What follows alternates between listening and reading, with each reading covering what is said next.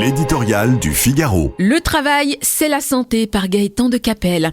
L'affaire du 1er mai constitue un extraordinaire cas d'école pour qui s'intéresse au blocage français. Le ministre du Travail pense, à juste titre, que le meilleur moyen de résoudre ce dilemme serait de faire confiance à l'intelligence collective. Un esprit logique songerait plutôt à modifier la loi actuelle, restrictive et d'une complexité sans nom, pour permettre à tous ceux qui le souhaitent de travailler, sous réserve d'être volontaires et payés double, puis de valider ce donnant-donnant dans des accords d'entreprise. Employeurs et employés y trouveraient leur compte, l'intelligence collective triompherait. Par on ne sait quelle gymnastique intellectuelle, c'est l'inverse qui prévaut.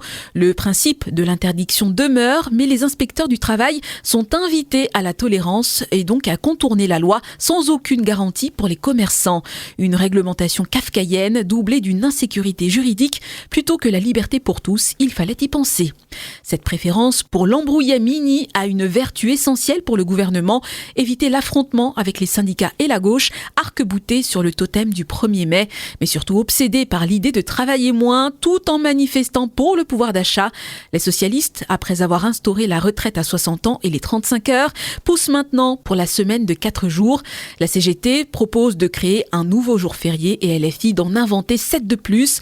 Autant dire que le combat pour la restauration de la valeur travail n'est pas gagné. Il faudra pourtant bien l'engager résolument.